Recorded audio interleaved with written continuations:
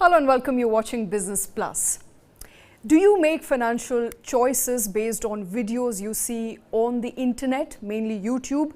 If yes, it's time to rethink your strategy. The rise of Finfluencers or financial influencers is gaining popularity in India, particularly among younger generation. They use social media platforms like Twitter, Instagram and YouTube to share their insights on personal finance, investments and other financial matters. This trend is worrying, for it points to a rise of influencers with no background or knowledge of financial matters who dole out sensitive information affecting the masses, leaving them with losses at best and debt at worst. Very recently, actor Arshad Varsi and his wife were fined for promoting misleading videos on YouTube. The videos made exaggerating and misleading statements of financial influencers channels, resulting in inflating the price of stocks. The stocks were then sold at a higher rate to leave common gullible investors with losses. The scheme called Pump and Dump has brought financial influencer economy or Finfluencer economy as we call it in the spotlight. Finance Minister Nirmala Sitharaman in fact recently cautioned consumers against financial influencers and warned that several apps offering financial schemes are in fact Ponzi scams and common man should stay away from them. We are going to be discussing all of that and more. With me in the studio, my colleague Kartik and Suyash. Let me come to you, Suyash, first. We don't have a law just as yet. Finance Minister there warning the masses against, going for such finfluencers in order to get insights into where they should invest. However, a scheme or a guideline was rolled out in January of this year by Ministry of Consumer Affairs. Can you run us through what the guideline says? So, Shweta, there is no regulation on financial influencers as of yet, but Centre has introduced a set of guidelines in February, and according to them, if they are receiving any sort of a material kickback or a material like in form of a kickback for endorsing a particular brand or a stock, or discount or a product that they are getting. Now they have to make disclosures, and these disclosures have to be in very simple and plain language which are easy for the consumer to understand, and they should also be run for the entire duration of the endorsement, right? Okay. And in case of violation, there is a fine of ₹10 lakh which you have to pay for first time defaulter has to pay, and for subsequent defaults you have to pay ₹50 lakh. Now CCPA can also ban such defaulters for a period of 1 year from endorsing anything, and for subsequent offences they can also increase it to up to 3 years. Okay, so but this is a larger guideline for influencers in general, nothing particular as far as Finfluencers is concerned, Kartik. So Finfluencers, Shweta, is actually a fairly new term, and we've seen these influencers talk not just about financial products but a whole host of things on social media, and that is what sort of gives them the influencer tag. And how is the influencer community really defined? Anybody who has access to an audience and wields a power to influence a purchasing decision of that audience that they have a control over are referred to as influencers. Okay. Now you've got influencers endorsing or suggesting a whole host of products that people like you and I can go and invest our money in. So we either invest money or we spend money by buying something that they are endorsing. Now traditionally the difference between, let's say, advertising, and this is called a native product placement, so to speak, the difference is that an advertisement runs in commercial time, runs with a promotion label on it, has a brand ambassador who is usually a celebrity that people know that the celebrity is not directly involved with the good or the bad of the product and is being used only to market the product. What happens in the case of influencers is that these are regular people, most of them. They are regular people, they are not celebrities. You don't see them on the silver screen, you don't see them in TV ads, you don't see them on soaps, on operas. These are just regular, ordinary people who create content, and through that content and sometimes the marketing that they do around their content, they are able to aggregate a huge audience base.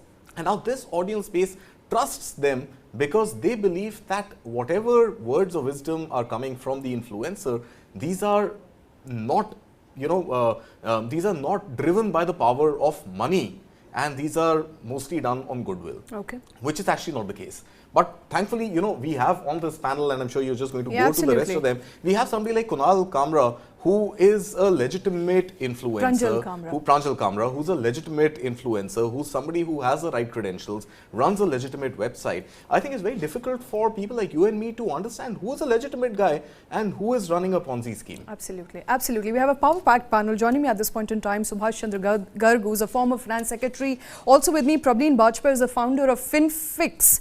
Pranjal Kamra, CEO of Finology Ventures. Appreciate you all joining us for this very important discussion. This drives the larger investment cycle in this country. How common people put in their money, where they put in their money, what sort of returns they get. But before we discuss, finance, in terms of finance parlance as to where you should put in money, who you should trust, let me come to Subhash Chandra Garg, sir. I want to begin by asking, I understand there is no law in place, there is no regulatory framework as far as, Finfluencers is concerned in particular, but what is the larger sort of framework within which these Finfluencers fall? What sort of ambit does RBI, SEBI has to contain Finfluencers and the kind of messaging that they put out? See, the financial advice or investment advice has been a matter of always a major concern for the government, the regulators, RBI and SEBI, because there is a relationship of one where somebody has knowledge, information, where the other side, someone has only money to invest. He is motivated by the desire to make money, returns, gains, but no real understanding of the companies or the investment or the sectors. And therefore, currently what we have is, number one, SEBI has regulations for what we call the investment advisors. In fact, there is a very detailed regulation which requires the investment advisors to register with the SEBI. There is a code of conduct for them and in which way they can make advice and all or not. Various returns and information systems have to be filed with the SEBI. Ironically or incidentally, what we are describing as financial influencers or the Finfluencers, they are exempted from that investment advice regulation. They're not covered by that. And therefore, they're not regulated. Why is that, sir? The reason is very simple, because the investment advice is supposed to be from the expert advisor to the client, to its clients who pays for it. And therefore, both of them are in a way participant in the stock markets and all. Whereas the influencers or the wider community, social media, newspapers and others, they are the ones who offer the advice to anyone. It's not particularly, in general. So the assumption is that whenever something is offered to anyone in general, you are not actually getting any consideration and you don't owe that kind of service obligations, or your chance of getting affected or making money at his cost or something is much less.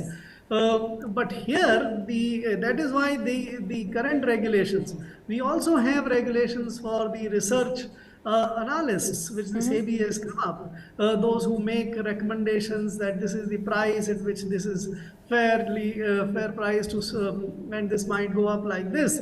Even there, the so-called this broader community of influencers are exempt from that. So that is the status. But what has now come up, and that is where Suyash was describing the regulations which the consumer's affairs has come up. Now, the client or the consumer is not paying for it, it's fine.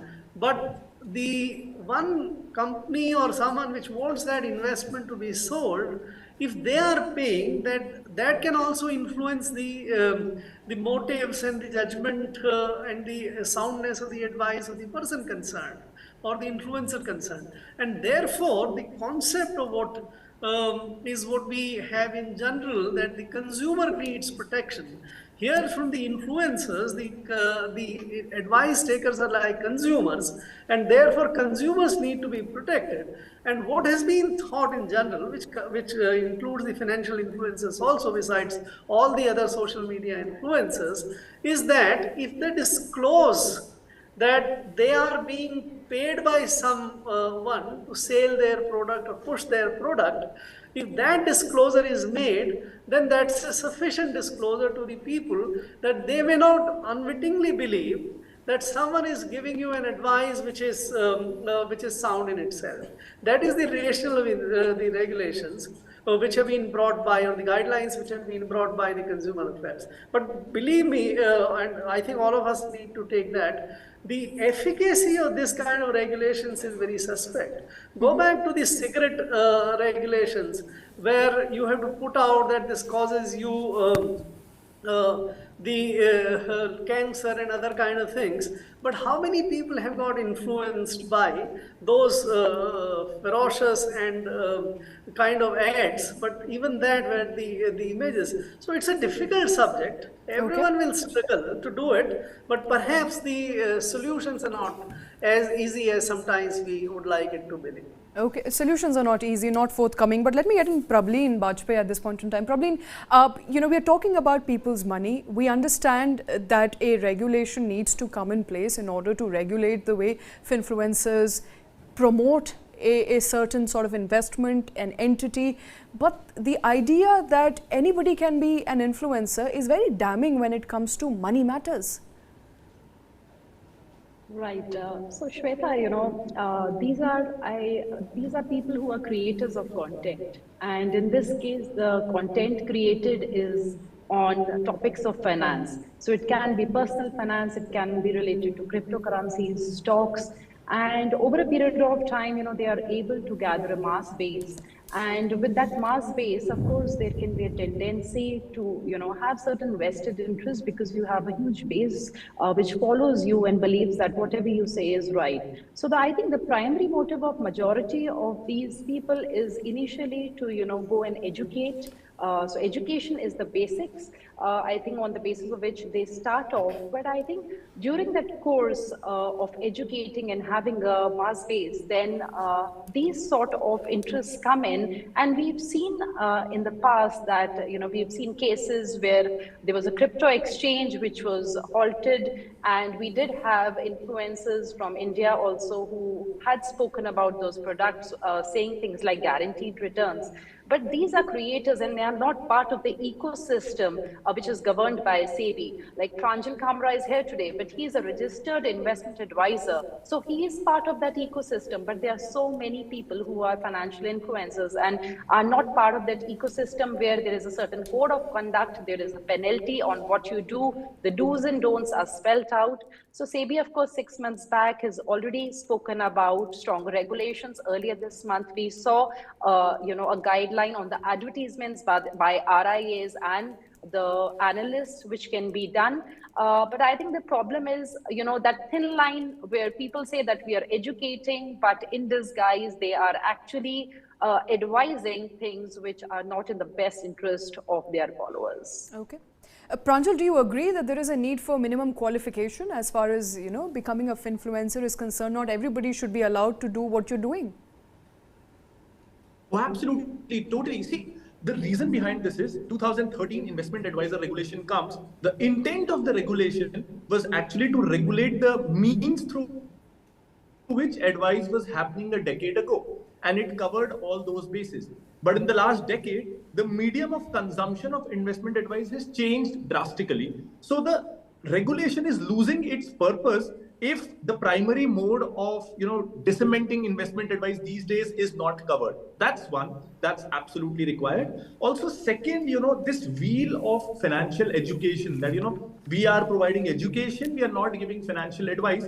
Trust me, I have on both done in YouTube, done making YouTube videos for the first year when I was not registered. So I started YouTube in 2017. I got registered in 2018. And why did I get registered? Because I realized that in due course, even if your intention is to give just plain simple education, say I create a video on what are index funds, and I get 1,000 comments saying, should I invest in this index fund? Should I buy this fund instead? Now, whether I say yes or no, I'm in effect giving investment advice, at least through my comments, if not through the content.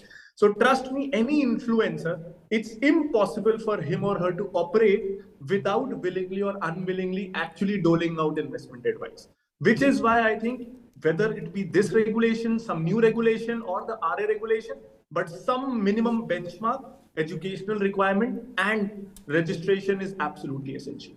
Okay.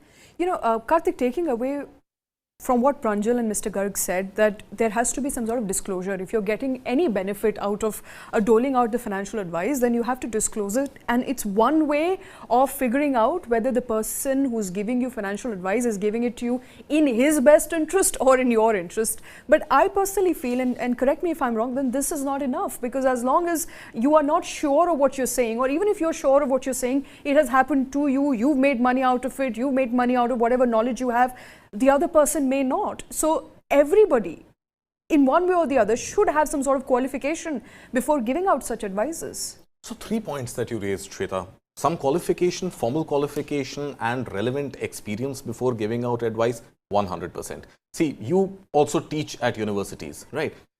You also share your experience that you draw from the newsroom and take it to university. So you've got the education, you've got the relevant experience.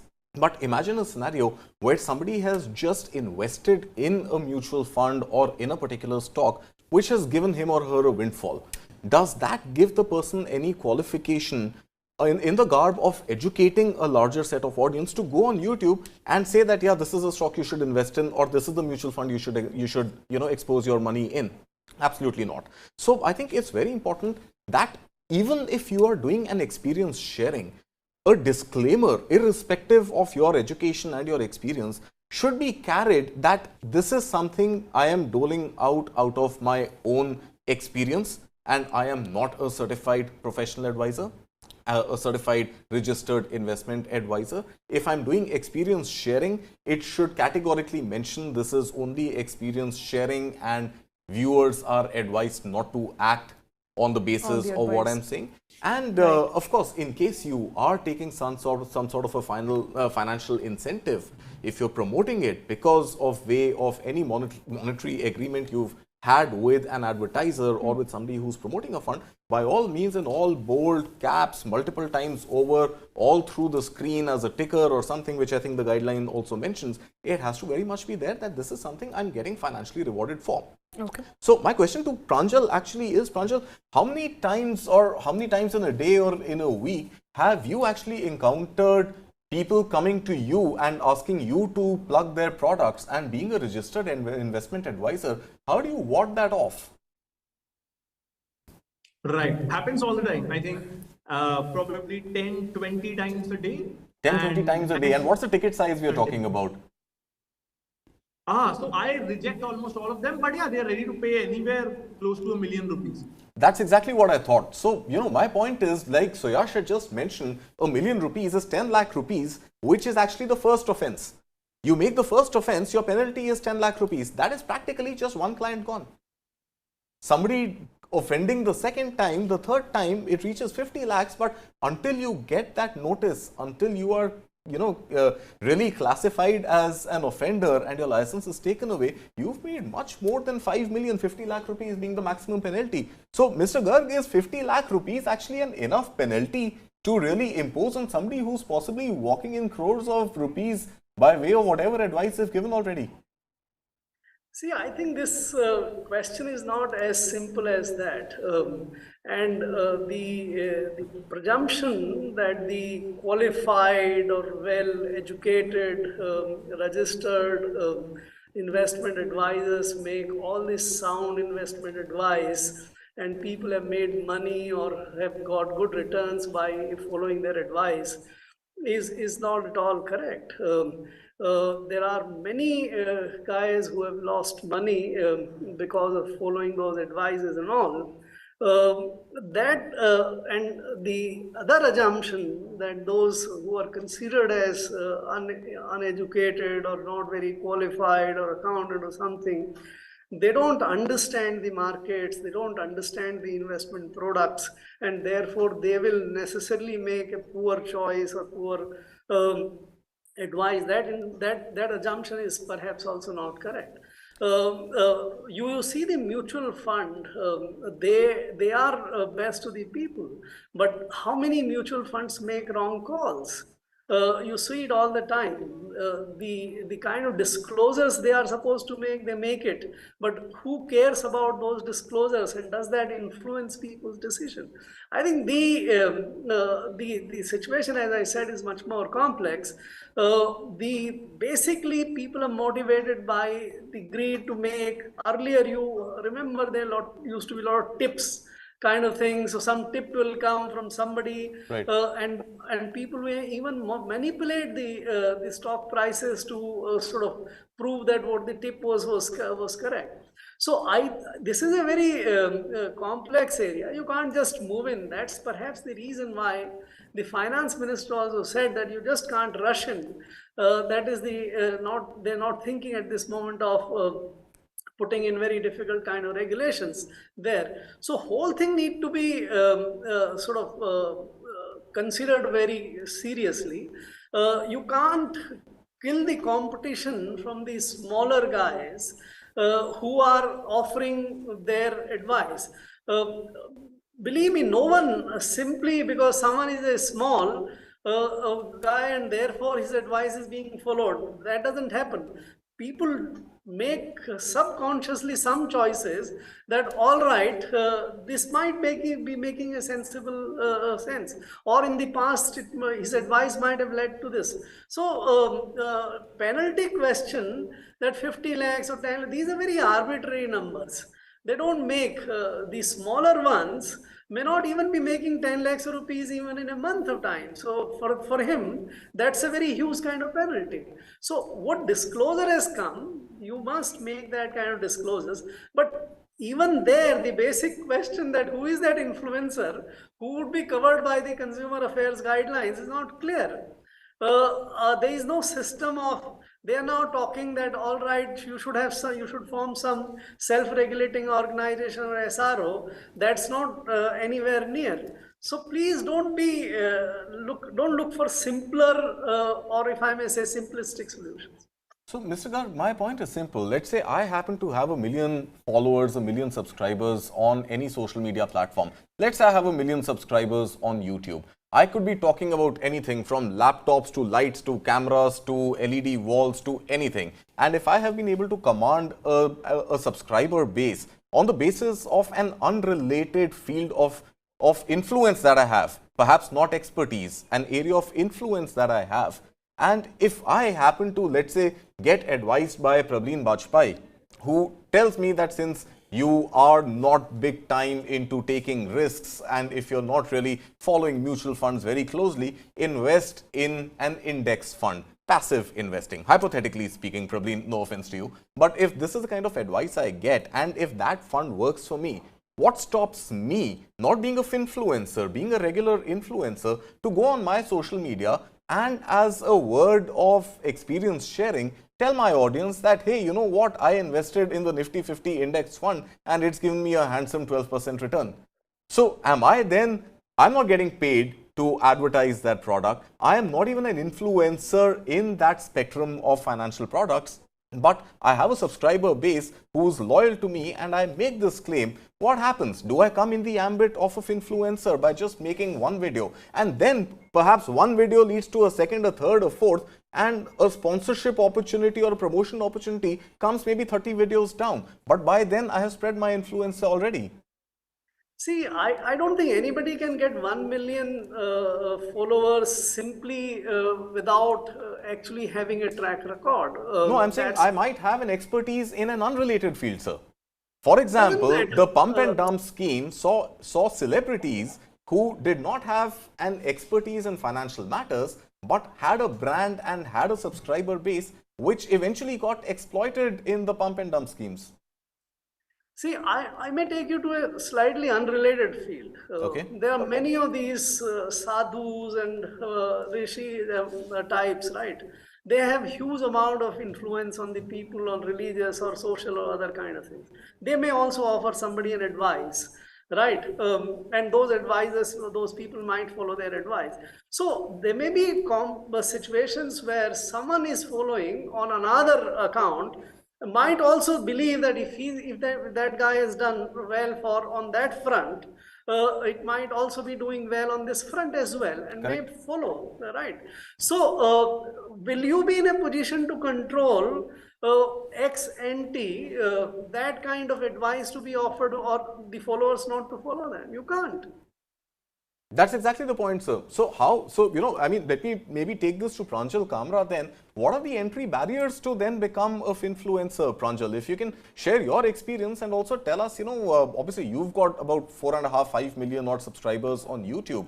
But what stops somebody else who has expertise in an unrelated field to have command a larger subscriber base than you, which we've seen in the past as well, unrelated people commanding the kind of influence that you do and go ahead and make claims about financial products without having any formal education or experience in those products? See, absolutely. I mean, currently there's no barrier to entry, but I wouldn't be worried about celebrities occasionally telling their life stories around finance. Say, I bought this house doing this, doing this. As long as they are not portraying them, I think it's okay. We can't violate a bit of freedom of speech, freedom for someone to express his or her life story. That's fine. But it's about what is your primary area of influence. Have you built a community of people who are interested in finance? Do you portray yourself as financial expert, or do you offer directly or indirectly financial products and services to your audience? I think one, portraying yourself through your bio, through your conduct as a financial expert, talking about what the economy will do, stock market will do, and things like that. And second, offering a product or service or consultation for money in any of the financial domains. So if someone is doing these two things, then I think they should be considered finfluencers and should abide by a lot of regulations. But Pranjal, we have seen examples. We've seen authors, entrepreneurs, I'm not going to name them, but especially in the last 2 years, 2.5 years, we've seen serial entrepreneurs, authors who talk about many other things in life also go on YouTube and give financial advice. We've seen, even the likes of comedians taking on something so serious as financial advice and recommending financial products, using influence they've garnered through unrelated fields, but exploiting it, to really reach out to this gullible set of audiences. Many of them also offer courses which directly take money from the people who are taking their advice, leave alone endorsing a product for which they are getting remunerated. How do we counter this in the real world? See, this is where you draw the line. If someone is interested in the finance domain directly by earning finance, so if you write a book, you're getting royalty out of it. So if you're offering courses, you're earning money out of it. If you make finance as your business, is when the regulator should include you in the domain. But if it's just ancillary things that you talk occasionally, because we also need to understand that the regulator can only act when there is an aggrieved party who has paid a consideration. Otherwise, anyone saying anything on social media, if you start clamping down on them, that gives huge unregulated power then to the authorities, and that's clearly violation of freedom of speech guaranteed by the Constitution. So I think if anyone, and trust me, once I've seen the comedians, the influencers, the authors, there's so much money in finfluencing that once if they start entering this domain, they make a couple of videos, it gets good traction, they are tempted to then monetize it. So they would launch memberships, books, courses, and that is where the regulator can come in and say, see, this is your business now. And my bone of contention to these finfluencers is that I totally understand that it's your personal advice, it's your personal experience, things like that. But if the regulatory requirements, they're not difficult. It's not difficult to get registered as an RA or as an RIA. the net worth requirement is 10 lakhs, 5 lakhs, 50,000 in some cases. You just need to be a PG degree holder or a diploma holder in finance and you get certified. So if you think you are earning crores or lakhs of rupees and you think you can influence lakhs of people, why don't you get yourself registered when the entry barrier is so low? So it's clearly a lack of intent and lack of, intent to follow the rule of the law of the land. But then is just registering yourself as a registered investment advisor enough? And by law, if you are an RIA and if there is some sort of an oath that you've taken that you will give the correct advice, should you be legally allowed to even promote a product which may or may not have the end goal result that your client deserves? See, I mean, all registrations, PMS, brokers, mutual funds, it does not guarantee, definitely does not, but at least justifies the intent that he or she is not someone who is willing to run away tomorrow by making millions. He or she is someone who is willing to put in the skin in the game and is here for the long run. At least the intent is there. And what happens practically is that once you get registered as an RIA, you start getting reminders from BACL, which is a subsidiary of BSE that's actually been authorized by SEBI to keep in touch with RIAs, do soft audits and things like that. You get random audits by SEBI. You get a lot of reminders by stock exchange. So even if your intent was just to get registered and keep doing anything you want to, the ecosystem is such that once you get registered, you might give bad advice. It might not work out, and that's completely fine. Everyone, even if you're an expert, you're prone to go wrong, but it justifies that you have skin in the game, you're here for the long run, and at least you'll not do the absolutely blatantly wrong things or scams. You might still enter the gray area. So I think sticking to the regulated players for advice does not negate the risk, but minimizes it for sure, that at least you will not be a victim of blunders and scams. Okay, before Shweta takes the discussion to Prableen, one final question to you, Pranjal, a candid, point-blank question. Have you, in your experience of being a YouTuber, have you ever endorsed a financial product for which you've got remuneration? And if so, how have you sort of put the disclaimer that this is something for which you've been paid? Absolutely, I have, definitely. And this is where it's important that, when an advertisement comes with Sachin Tendulkar or Virat Kohli in between an IPL, and when Virat Kohli is, say, endorsing MRF, everyone knows it's an advertisement. So I think a disclosure should be in a format which leaves no room for doubt that this is a product endorsement and not something that I have said by the way as an example. So I think a lot of people, what they do is they put the minimum 10-second disclaimer that sponsored or in partnership with and things like that. I think I like to say it orally that, while describing the product, that whatever I'm saying, I am being compensated and this is a paid partnership apart from the label, which is the YouTube requirement that you have to put the label. But because everything that I'm saying audio and video, so why shouldn't the disclaimer be in the same mode, video and audio? So that's what I like to do. Okay. Right. Okay, we're going to come to you in just a bit, Pranjal, but let me also get in Prableen at this point in time. Prableen, taken away from what we've been discussing so far. So, as an average consumer, if I happen to come across a video, let's say, of an author that I follow, who's also doling out now, as a matter of fact, financial advice, how do I really differentiate between the advice that he's giving to me and someone who's registered and is allowed to give that advice by the way of experience that they have and the registration that they have? How does an average Joe, average consumer, average commoner differentiate between the two advices that they're getting? Right. Shweta, I think a couple of red flags which the consumers and audience like us can actually look out for.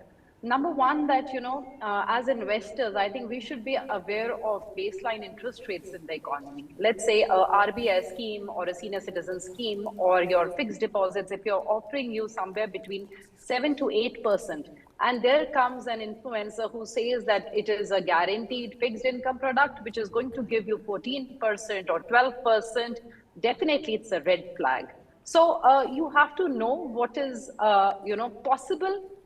And, these are rates by the government of India for various schemes. So maybe 1 to 2% above those is acceptable. You may think that, okay, it's maybe a private bank or some other product which can give us slightly more. But if it's a fixed income product and it is giving you, let's say, 5% or 7% over and above what a government scheme would give, what is the source for that alpha generation? Of course, it cannot be risk-free. There has to be a huge amount of risk to get that sort of a return. So I think the first is to understand what is happening.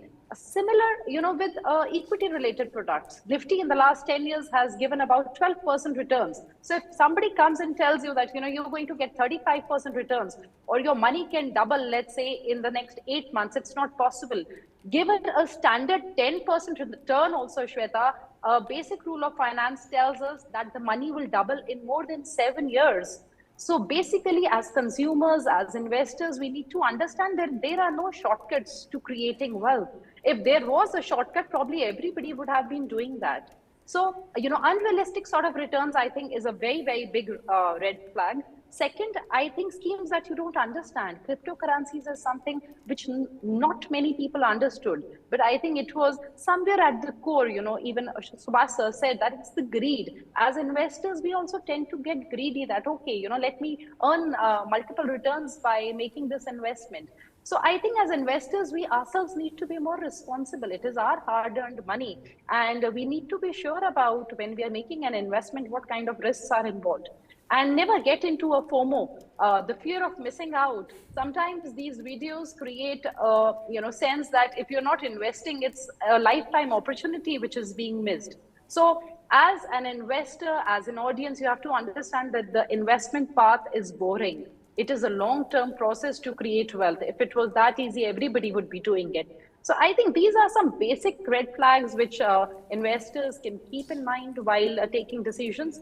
And why to just take a call based on a YouTube video, honestly. It's better to approach a person who has the right qualifications and can manage your wealth, through your investment journey. So I think that's a better way to do it. But if you are a do-it-yourself investor, still, I feel that, go with the standardized projects which are well-regulated, mutual funds and fixed deposits and other government schemes, instead of, going in for a buy now, pay later and other, liquid sort of loans and peer-to-peer lending. Those are way, way higher, risk they carry.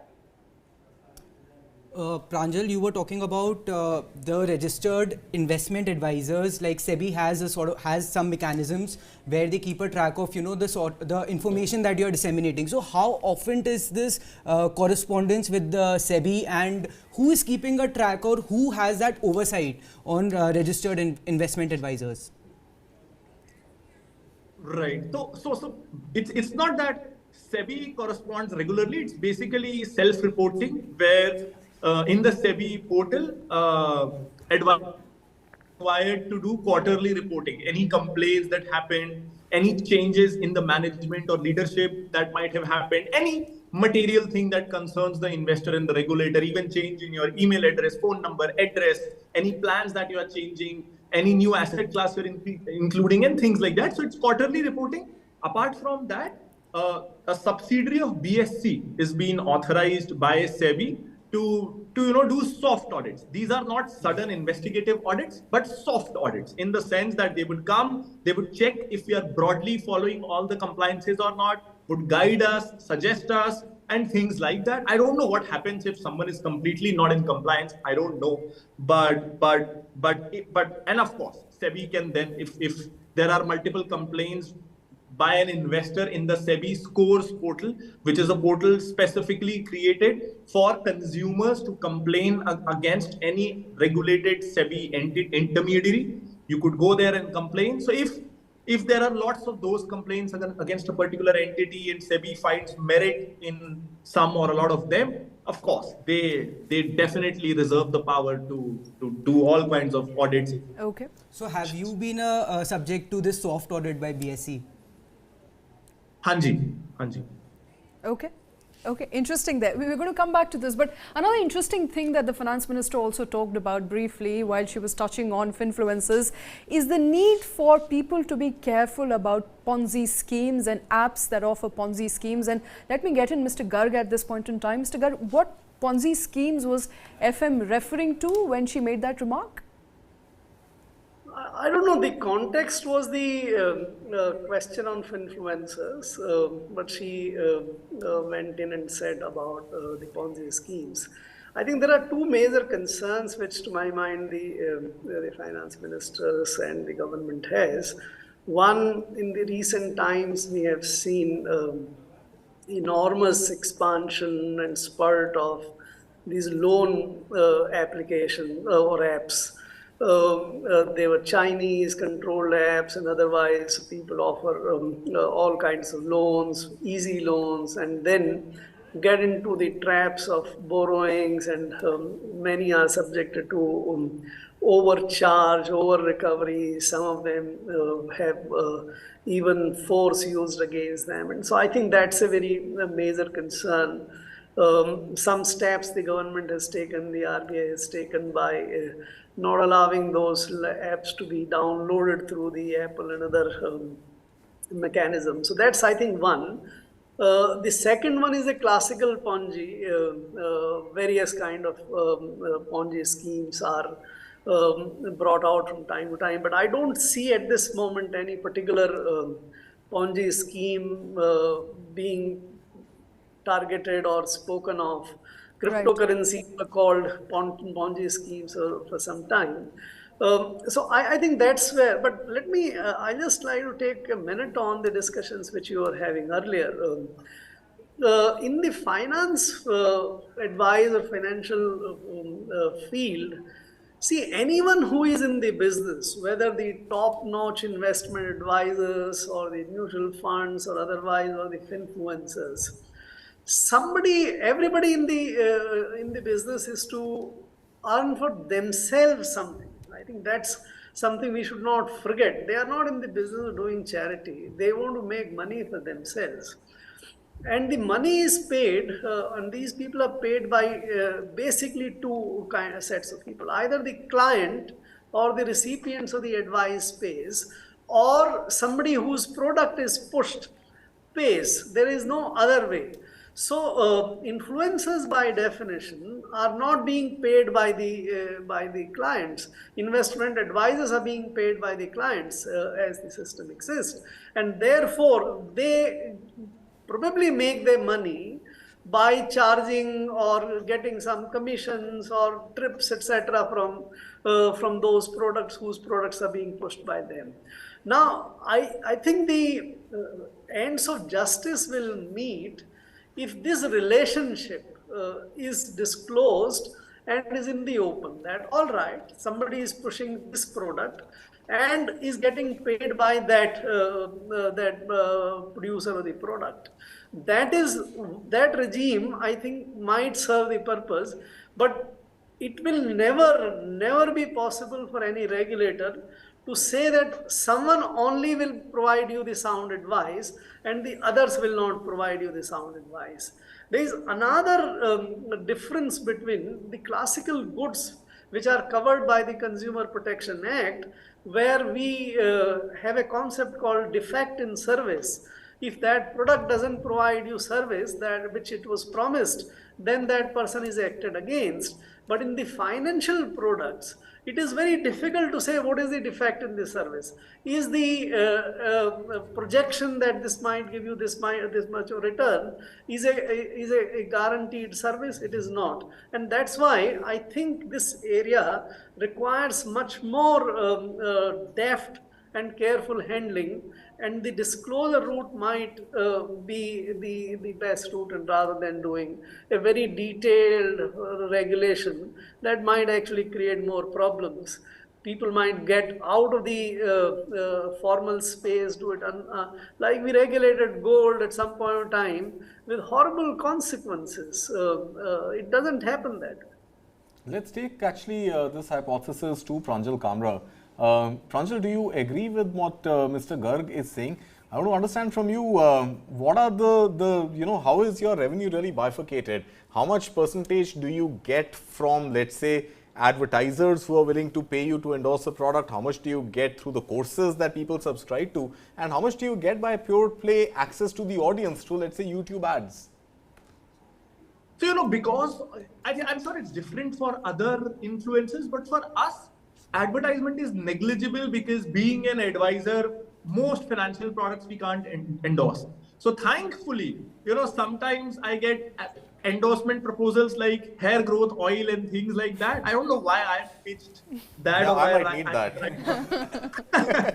But sometimes we get promotions like promoting in, say, an MBA platform, higher education platform, and things like that, which are not connected to the financial domain. And I'm very comfortable endorsing that. It does not come within the financial education domain in most cases. So because of that, our revenue from advertisement is meager. I think should be less than 5% of what we make in total.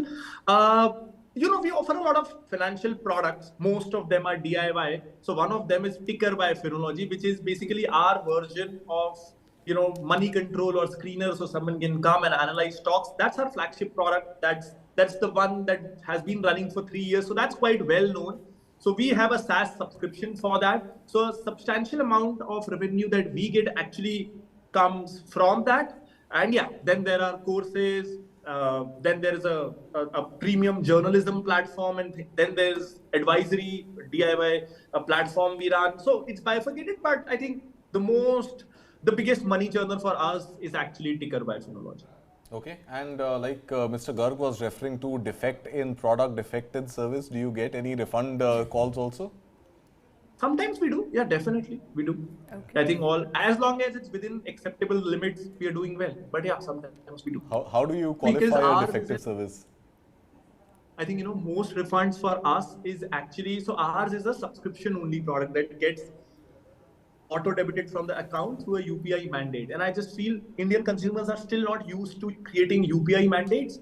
And so most is, although on our website it's clearly mentioned it's auto-debit, we'll keep charging you until you cancel. But I think most refunds are, how could you deduct money again this month? I only wanted it for 1 month and things like that. Okay. Let me add in, Prableen, we were talking about intent and the absence of it, lack of it, or intentionally trying to manipulate the market, manipulate your audience base, especially when you're a celebrity, when you know you are an influencer. And pump and dump comes to my mind. We briefly touched upon Arshad Varsi, who's been fined now, who's been banned by SEBI. But, there's a larger problem here, and maybe you can come in, Prableen, at this point in time. How do you really stop celebrities from actually endorsing products that they do not either understand or have no knowledge of? Because it's easy to get away with with advisors like this saying that I don't know what I was saying and I was misled. But do you think there has to be an entry barrier that we've been discussing so far, even for celebrities who come with large brand value and large influence, sometimes which is many times that of a common influencer on social media? So I think, Shweta, in FY22, I think there were cases of more than 400 violations with SEBI noticed, and a lot of them were from the influencers and celebrities. And I'm sure you're on Instagram, I'm on Instagram, even we ourselves have seen a lot of celebrities, TV actors, other, influencers talking about, let's say, cryptocurrency exchanges. We've seen actors talking about it. So I think, they are free to endorse anything that they want, right from a soap to a toothpaste to anything. And they are clearly saying that, it is an advertisement because it's usually as paid partnership. So I think they are sort of off the hook. But in cases where, like Arshad Wasi's case happened, there were about 29 people who were actually, I think, listed by SEBI, banned from buying, selling, and entering the stock markets. So there has to be a penalty wherever things are done intentionally in a manner where the intent is not clear. Intent in the sense, if I'm advertising, if I'm endorsing something, it has to be very clear that I'm endorsing it. And, it is a marketing strategy that I'm doing for a certain product. We have seen a fine of about, I think, 1.3 billion on Kim Kardashian, in the US, because she did endorse a cryptocurrency exchange, and it wasn't mentioned that she's getting money for it. So 1.3 billion US dollars is a huge amount. So I think there has to be huge amount of transparency. Like Subhash sir also said, you can't go and sort of catch everybody that why did you say this and why did you say that.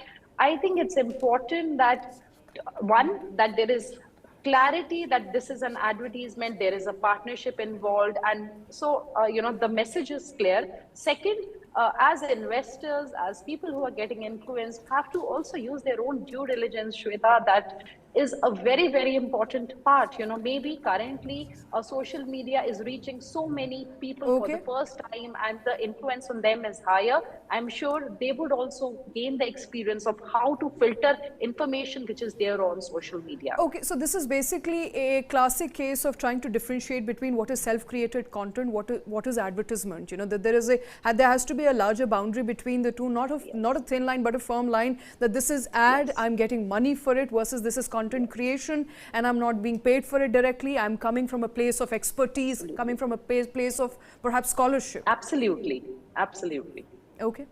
Because YouTube, as like sir said, that they have to earn. So I think YouTube is, as it is, giving them the requisite revenue for the content which is created. So I think, Shweta, that clarity between that this is purely a creation and now this is an endorsement, or it is a marketing, it is an advertisement. I think that clarity has to be there, and I think that is the only way your viewers also know that it's not a sort of hidden sort of an advertisement that you're doing, that, oh, I am investing, so maybe you can see, but I'm not endorsing. It can't be vague. It has to be very clear.